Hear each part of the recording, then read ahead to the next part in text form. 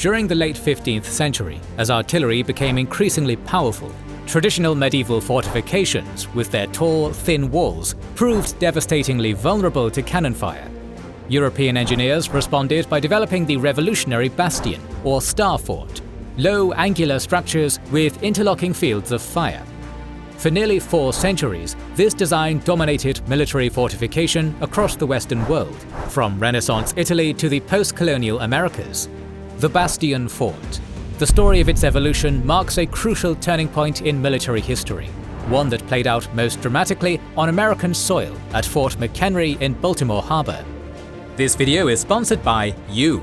Unfortunately, the YouTube environment is not great right now, with the algorithm being friendlier to drama and React channels and YouTube being permissive of AI slop. We don't do drama and we don't do AI, but thanks to our members and patrons, our channel continues to make 3 public videos per week, with the team intact and going strong. In recognition of their generosity and contributions, members and patrons receive 2 additional exclusive videos each week, and access many other perks. Join them to watch more than 250 exclusive videos covering every era of history. Join them by scanning the QR code on your screen, via the links in the description or pinned comment, or by pressing the join button under the video. During the medieval age, fortifications were primarily designed to withstand battering rams, scaling ladders, and projectiles launched by catapults or trebuchets. The strategic logic was vertical. Walls were built tall and relatively thin, with round towers projecting at intervals to allow defenders to shoot along the face of the curtain wall. Hilltop castles exploited elevation to extend the range of arrows, and to make assault more physically demanding. However, this all collapsed with the wider adoption of gunpowder artillery at the turn of the 15th century. Firearms and early cannons had initially been too imprecise and too slow to challenge masonry defences. But as metallurgy improved and engineers learned to cast longer, more reliable pieces, things changed. The tall, thin walls that medieval architects had considered impregnable were now breachable. The very height that had once been an asset became a weakness, offering a broad, easily targeted profile to enemy gunners. Round towers, designed to deflect arrows, offered no meaningful resistance to cannon shot. The French invasion of Italy under Charles VIII in 1494 exposed the problem dramatically. Mobile, bronze-barreled artillery battered fortified cities into submission in days, whereas sieges had once taken months or years. Medieval forts had 2 fatal flaws. Perpendicular masonry crumbled under direct cannon fire, and once attackers reached the wall's base, defenders could not depress their guns enough to engage them, leaving besiegers free to mine and sap at leisure. Fortress after fortress fell. The Italian city-states needed a new form of defense. Italian engineers experimented for decades under the pressure of French guns and developed the Trace Italienne, known also as a bastion or star fort. Francesco de Giorgio Martini was among the first to propose, in his Trattato di Architettura Civile e Militare, angular projecting bastions with sloped faces, designed to eliminate blind spots and deflect shots. The fortress at Sarsanello, near Cesena, constructed in the 1480s under Florentine control, was one of the earliest surviving structures to incorporate this approach. Giuliano de San Gallo, and later his nephew, Antonio de San Gallo the Younger, carried the system further with the Fortezza di Basso in Florence, where massive earthen ramparts and protruding bastions were integrated. The bastion fort reversed medieval design. Flat walls replaced height, and angular bastions replaced round towers. The idea was simple. If a cannon struck a surface at an oblique angle rather than head-on, its destructive energy was partially deflected. By thickening walls dramatically, filling them with earth rather than hollow stone interiors, and angling the faces of projecting bastions, engineers could cause cannonballs to glance off or bury harmlessly into the soft material. The earthen rampart, piled behind or in place of the old curtain wall, proved far more resistant to artillery than any stone structure. Italian sieges of the period confirmed the principle. Earthen ramparts absorbed bombardment that demolished stone walls. The bastions also solved a critical defensive problem. Their angled faces and flanks allowed each to sweep the full face of its neighbours, eliminating blind spots. A dry moat provided a killing ground, while the glacis beyond, a gentle earthen slope, buried projectiles before they reached the walls. The principles of the Bastion fort spread rapidly out of Italy during the 1530s and 1540s, carried by Italian military engineers in high demand across the continent. Michelangelo Buonarroti, appointed Governor-General of Fortifications for Florence in 1527, contributed to early transmission through his bastion designs at the Porta al Prato. Sought across Europe for their expertise, Italian engineers brought the Bastion fort to France, the Netherlands, Spain, and the Habsburg domains within 2 decades. Portuguese engineers carried it further still, fortifying Salvador da Bahia in Brazil and Goa in India.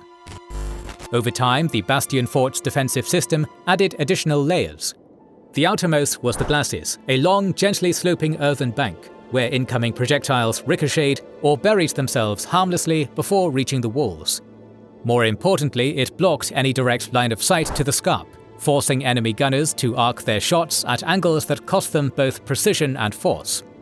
Beyond that lay the ditch, a broad, dry moat, where every inch of ground fell under fire from the bastions above, the ultimate killing ground. Behind the ditch ran the covered way, a defended path where troops could sortie, contest enemy diggers, and intercept mines. The scarp and counterscarp, the stone faces of the ditch's inner and outer walls, weren't there for their hardness, but to absorb and redirect cannon fire. Rising behind the scarp, the ramparts were deliberately low, minimizing their silhouette to enemy gunners. Their earthen fill, 20 to 30 meters thick, absorbed cannonballs that would have shattered stone. Firing emplacements opened toward the fort's interior, so cannon smoke dispersed, and a captured position offered attackers little advantage. The bastions themselves projected outward at regular intervals, their angled faces meeting at points that allowed fire to sweep the full length of neighboring walls. Nothing went undefended. Triangular ravelins sat in the ditch before gateways and curtain walls, forcing attackers to reduce these outworks before even reaching the main defences. Every piece covered the other's weaknesses. The cost was staggering. The Low Countries became the crucible for the design. During the 80 Years' War, the Dutch built and rebuilt bastioned works against relentless Spanish assaults, establishing Fort Mchenry to anchor their defensive lines.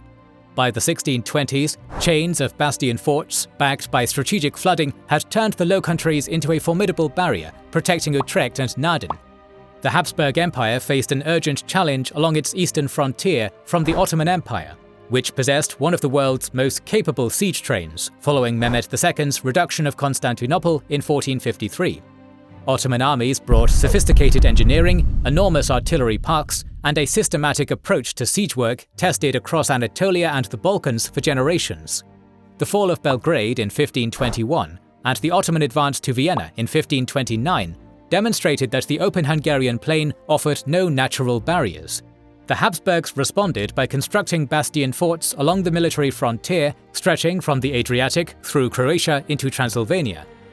Komarum, Győr, and Eger were rebuilt or constructed on bastion principles to absorb Ottoman artillery, slow campaign advances, and force costly individual sieges, rather than deep penetrations into Habsburg territory. An arms race between the bastion and besiegers emerged quickly. The Italian engineers who spread the bastion design understood its weaknesses intimately. A bastion fort could not be taken by direct assault, but could be reduced methodically if an attacker brought guns to bear on the bastions at close range. The solution was the sap, a zigzag-covered trench toward the fortress. Sappers advanced under gabions in stages toward the ditch. Once close enough, a first parallel was cut across the line of advance, allowing troop concentration. Further saps pushed to a second parallel, then a third, close enough to assault the covered way. This procedure became formalized into precise engineering. The sequence of parallels, placement of breaching batteries to silence flank fire, and calculations of distances and angles for a breach. A competent besieger following this method could reduce even a well-designed bastion fort with near mathematical certainty, given time and resources. Forts responded by deepening and traversing the covered way to prevent enfilading fire, enlarging ravelins with internal defences, and digging countermine galleries to intercept enemy saps. Each refinement on one side prompted a refinement on the other. By the 17th century, siege warfare had become less a test of courage than a contest between engineering systems, with outcomes often decided before the first shot was fired. The pinnacle bastion fort designs came from two engineers, Menno van Cohorn in the Netherlands and Sébastien Leprestre de Vauban in France. Vauban developed the Pré Carré or square field, a systematic belt of border fortresses protecting France's northern frontier with strategic depth. He oversaw the construction and renovation of over 300 fortifications, including Lille and Strasbourg, reinforced with ravelins and mutually supporting batteries. Vauban also mastered the siege method using parallel trenches, demonstrating the system's power. Cohorn achieved equivalent results, completing Naden's double ring of bastions and moats between 1675 and 1685. By 1700, bastion forts had spread across Europe, reshaping military architecture from the Atlantic to the Balkans. The bastion fort design crossed the Atlantic alongside the engineers who helped build the young United States military and would take shape on Whetstone Point, a narrow peninsula jutting into Baltimore Harbor at the mouth of the Patapsco River. The peninsula controlled the primary maritime approach to Baltimore, one of the Atlantic coast's most significant ports. As Baltimore's commercial importance surged in the late 18th century, its defense became essential. Fort Whetstone, an earthen star redoubt established in 1776, proved adequate for the Revolutionary era, but increasingly obsolete as the port grew and the young republic faced mounting diplomatic and military pressures during the French Revolutionary Wars. When France declared war on Great Britain in 1793, American neutrality faced pressure. French emissary at Morganay's attempt to outfit French warships in American ports, combined with the British seizure of hundreds of American merchant vessels trading with the French West Indies, created a crisis atmosphere. British support for Indian tribes resisting American expansion on the northwest frontier further inflamed tensions. The French and British conducted activities in American waters that directly threatened Baltimore's strategic importance. By 1798, during the quasi-war with France, federal authorities recognized the need for upgraded coastal defenses.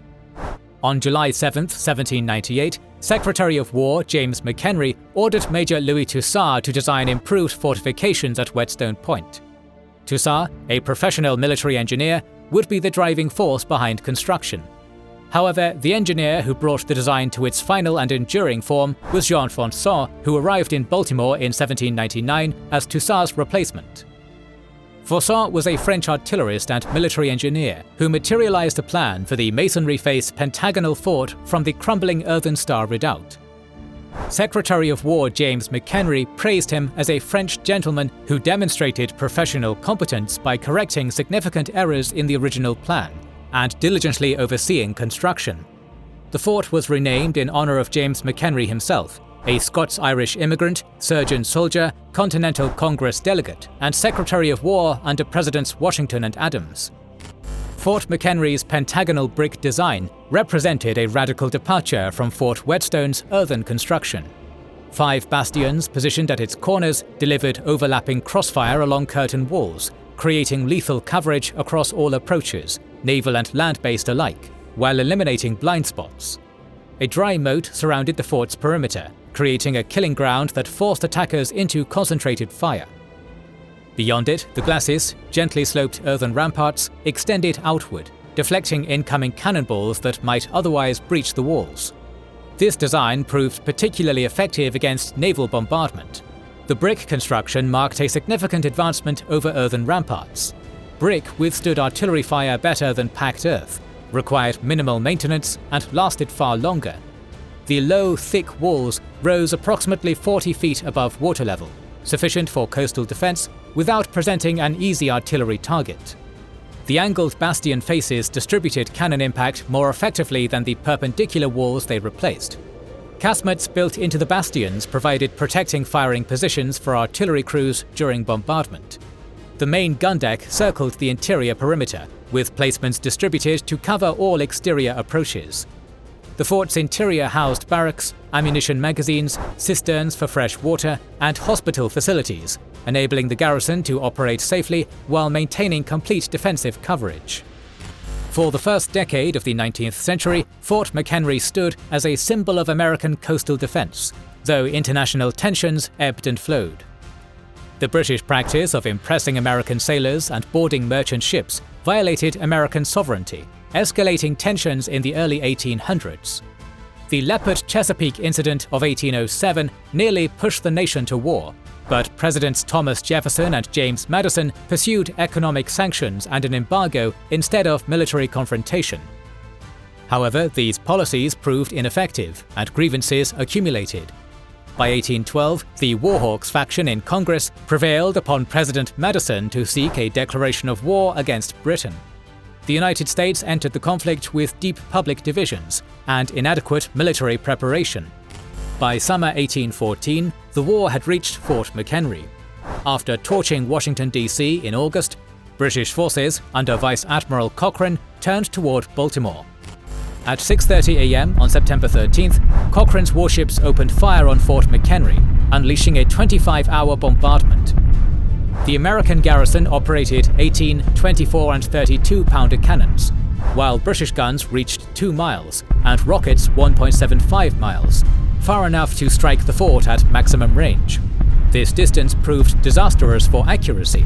Both bombardiers and defenders fired ineffectively, inflicting minimal damage. However, the British could not advance closer. A defensive chain of 22 sunken ships and concentrated American cannon fire blocked the harbour entrance, forcing the British fleet to remain at the bombardment's outer limit. As ammunition dwindled, the advantage of superior firepower evaporated. By dawn on September 14th, having exhausted their stores, the British ceased fire and withdrew. Multiple vessels suffered direct hits from Fort McHenry's return fire, wounding 1 sailor. The Battle of Baltimore ended in an American victory, and the flag still flew above the battered walls, a sight that would inspire Francis Scott Key's immortal verses. "Oh say, does that star-spangled banner yet wave, o'er the land of the free and the home of the brave?" In the years following the War of 1812, Fort McHenry remained an active military installation, continuing to serve as Baltimore's primary coastal defense.